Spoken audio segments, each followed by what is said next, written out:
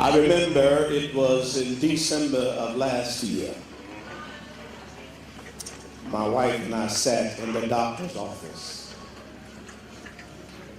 and she looked at me and said, "You're having kidney failure. Your kidneys are shutting down." And she said, "We recommend that as soon as possible, you start dialysis." I couldn't believe what I was hearing. After 40 years of preaching faith, how did I get to this point? Sitting in the chairs, they're taking the blood out of my body. The enemy is talking. Look at you preaching. Where's God? Now. I said, "Devil, we got to get two things straight. Number one, you can't convince me that the God I've been preaching about is going to lead me in the shape in a minute." Right, yeah. And I said, "Number two, if he chooses not to do anything, I'll serve him until I die." I remember one of the worst days I had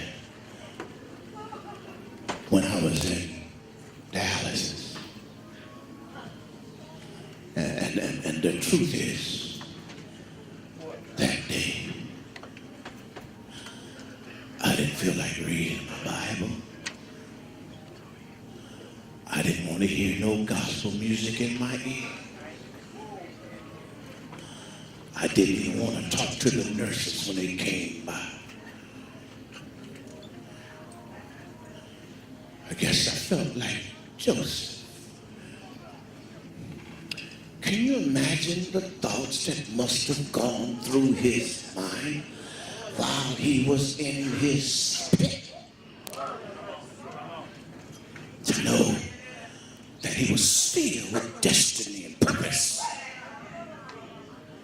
To know what God has spoke in his spirit. And yet, he's in a dark, cold place by himself.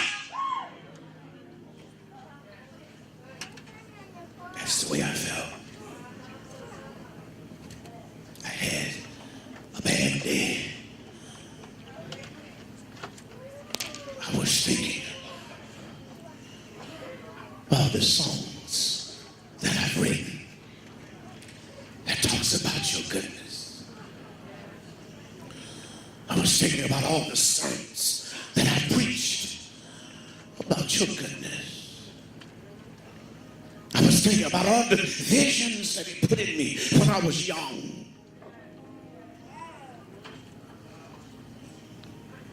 And I said, "God, I don't like how I feel." I wouldn't say anything negative. I just didn't like the way I felt. I didn't want to hear no music. Didn't want to talk to nobody. Didn't want to read my Bible.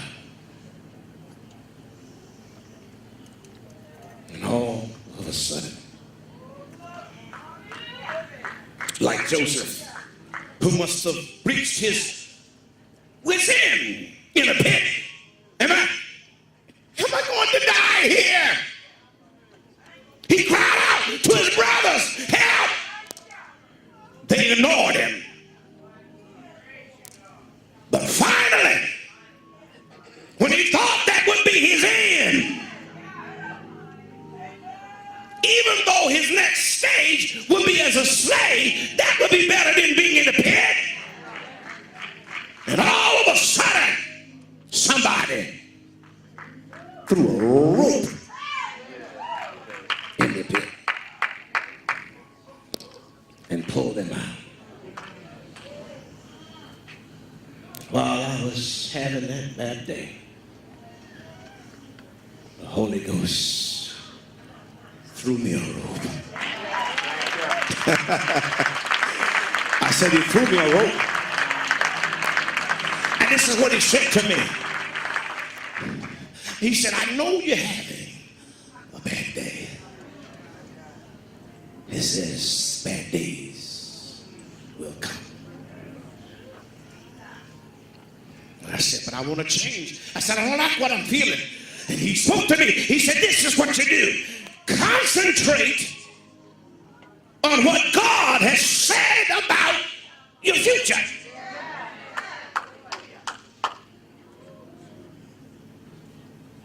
As I begin to think about some of the things God told me about my future,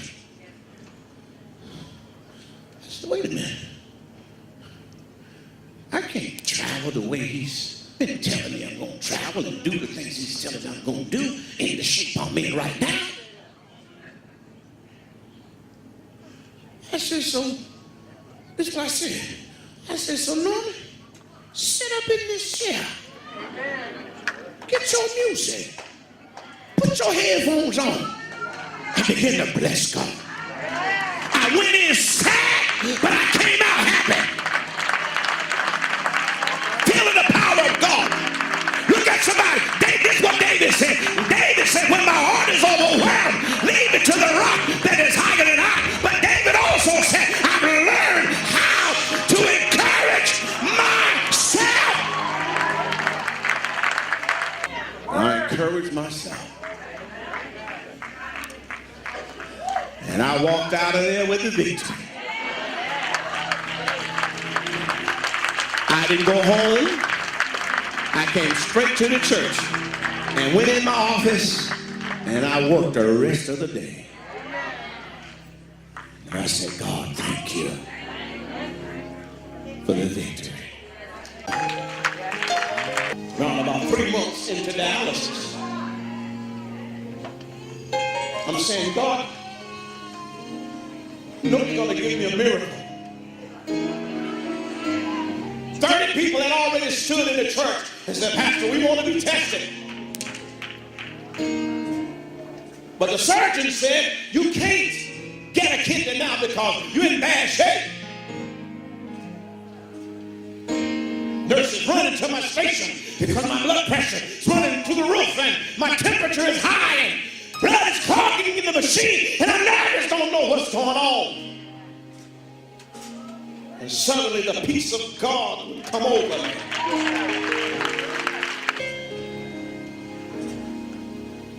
Because when I went back to the doctor, they says, you ready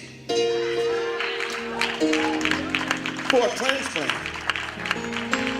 We'll start testing your donors now. Sitting at Cheesecake Factory one Friday night.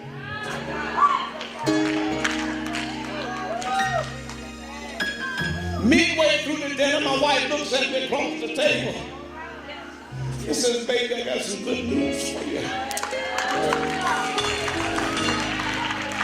She says, I'm a perfect match.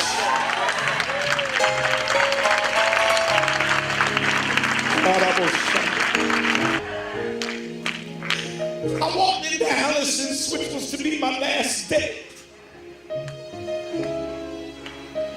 June 10th. Said goodbye to my nurses. Goodbye to my fellow dialysis patients. When I walked out of the building, I turned around and took my camera and I took a picture and said, God, you came through for me.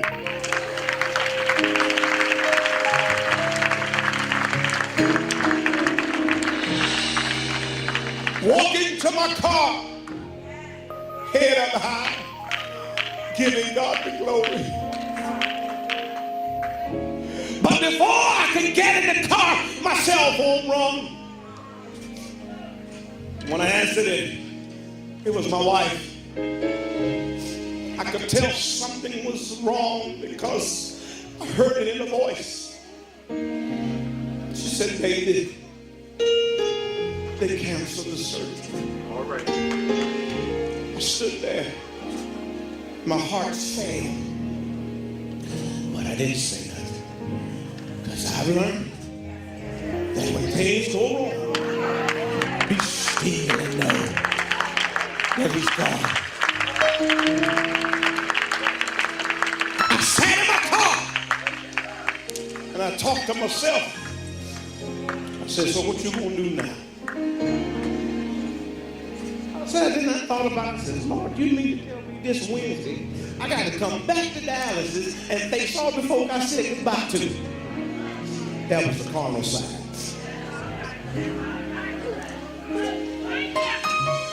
But all of a sudden, as I was sitting there, I was just in the presence of God, because I knew he was going to speak to me. I said, God, I don't believe that you would give me a perfect match with my wife. And it not happened. And all of a sudden, the Holy Ghost spoke to me. And he said, it's delayed, but not denied. Early one Tuesday morning, Sister Dre and Brother Rivers, are you in the house? They came to the house and picked us up. We drove from Delaware to Philadelphia to the University of Penn. And all the way it was just quiet. Got there, they checked us in. My wife went in before I did because they had to prep her, because they wanted to make a smooth transition between, kidney from one body to the next body.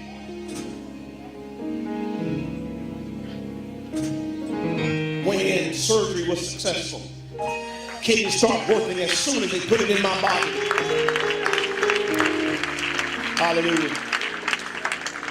Y'all don't get tired of my testimony. That's all right.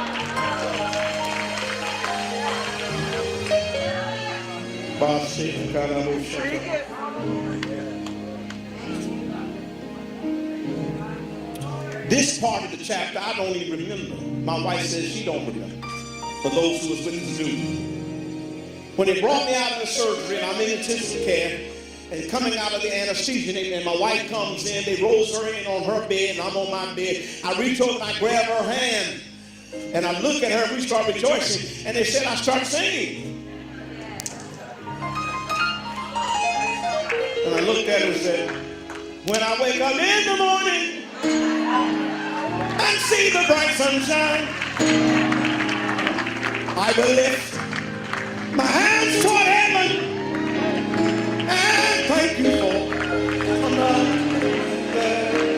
then they rolled her out of my room. And we trust that you had a wonderful week this week. And even if you did not, God is still God.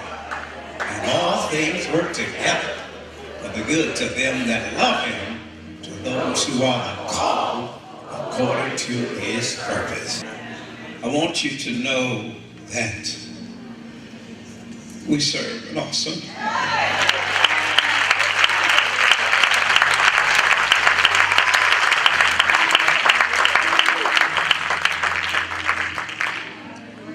and I thank God for my wife.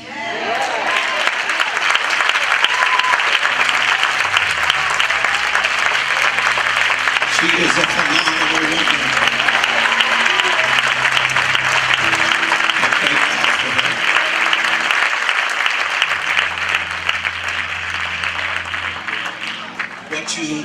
What I'll share with you that you may not know is that the surgery was the 24th of June. And the surgery went well. As soon as they put the kidney in, it went to work.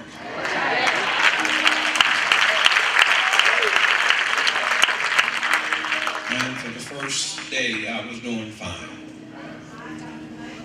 We ran into some major complications because the fluid that they pumped into my kidney to jumpstart it, all of a sudden I was short of breath and could barely breathe. They took an x-ray and discovered that the fluid that they were putting in my kidney spilled over to my lungs. And so my lungs were getting filled up with fluid, and so basically I was drowning in my fluids. So they put a mask on my face to help me with the air, and even that was difficult to breathe with. They put a second mask on my face, and that was really difficult because it was basically breathing for you, and I just couldn't keep up with the tempo of the breathing.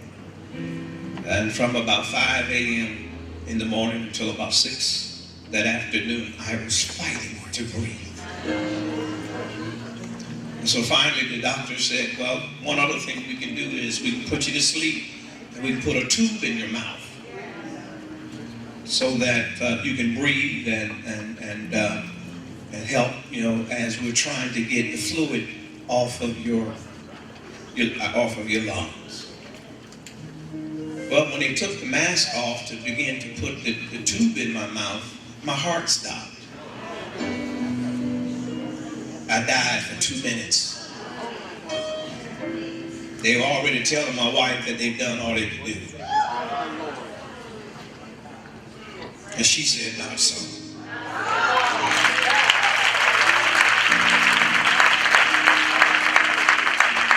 Surgeon came and told me it was a team of them. I didn't even know who all was in there. All I could do was look at Reverend Perry, and I said, Reverend Perry, get the oil. I looked at Mother Scott. I forgot that I was in pain, just had surgery.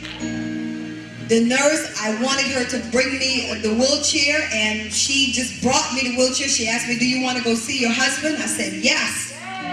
I got in that wheelchair, and again, numb to everything else that was going on around me. I just know that when I get up there, my husband was going to live. Because I know that the power that God has given and that He has placed inside of my hands. Our pastor had taught us about the power and the authority of God. And so that is what I went up there with nothing else.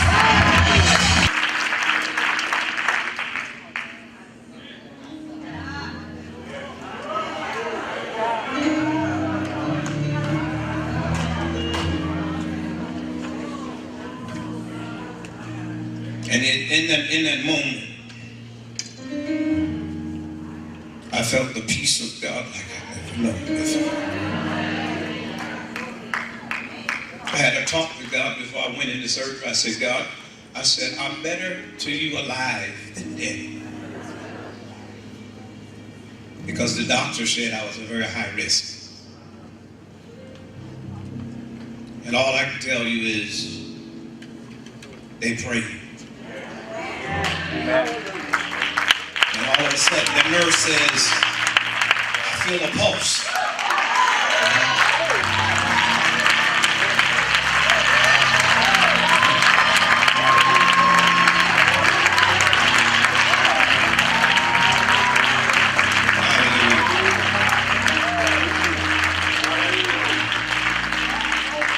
And for the next 3.5 days, I was there on the bed and hands tied to the bed, tube in my mouth. But God protected my mind. I spent almost 2 weeks in intensive care. I had a sister to be with me every night.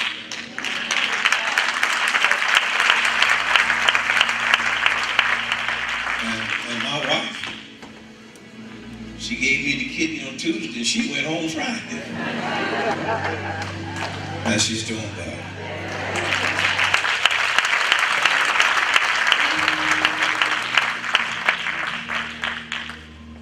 God let me live.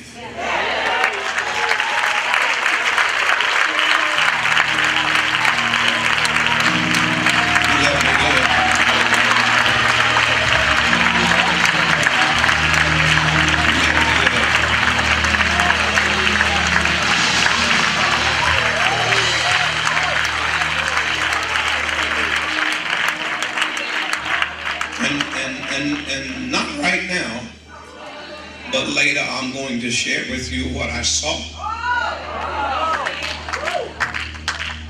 I'll share with you what I saw at a later date between the corridors of life and death. And all I can say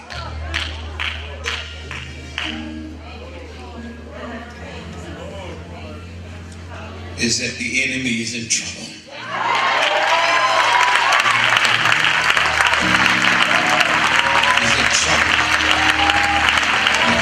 could have killed me while he had the chance.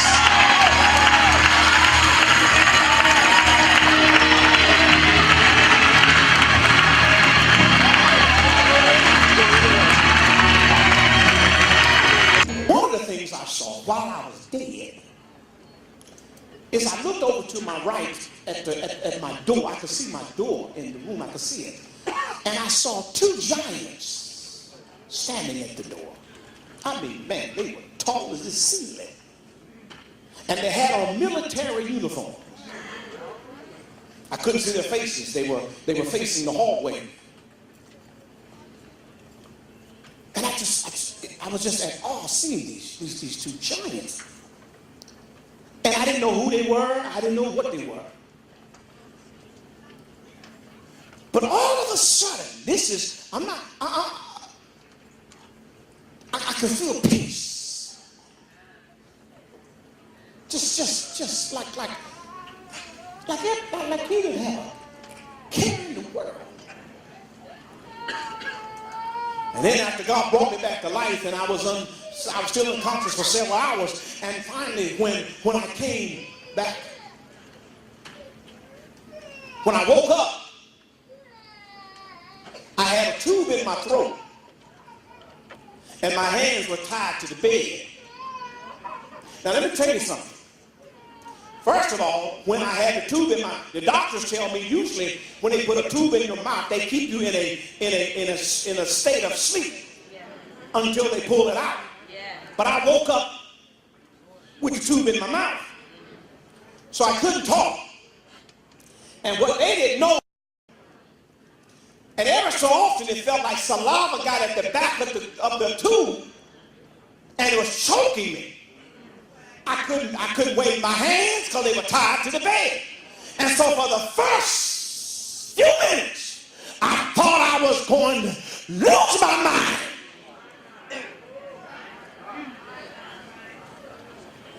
I was shaking and trying to move. But all of a sudden, the peace that I felt while I was dead came over me. And I said to myself, Norman, calm down. And I began to relax in the power of God. Because I didn't have a voice, I couldn't use my hands, but I had my mind. Touch somebody, tell them you got your mind.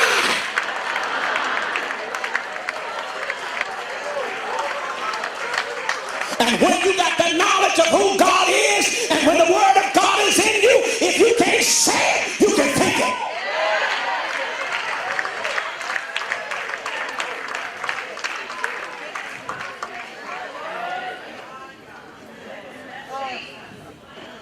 And then finally God gave me the revelation who the giants were. I have been studying angels all my life and never seen one. Even in back to the Bible, we've been studying angels. And God told me, he says, they were cherubim.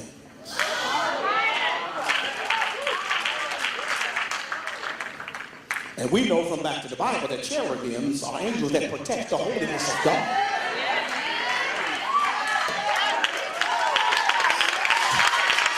Hallelujah. And God said, I placed him there to protect you from the enemy that was trying to take you out.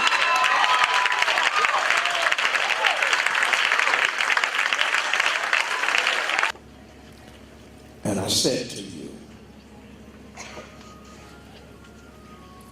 that I was having kidney failure, and they were recommending dialysis. I remember saying to you that God is going to do one of two things.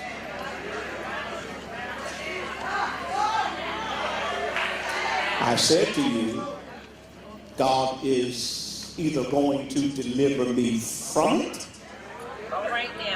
or he's going to give me the grace to go through it. And I said, either way, is victory.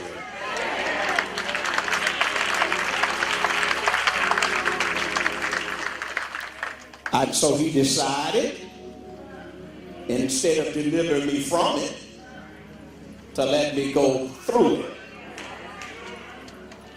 And the reason I'm standing before you today is because he brought me through it. Just like he said. He brought me through it. I'm on the other side now. And I give him praise.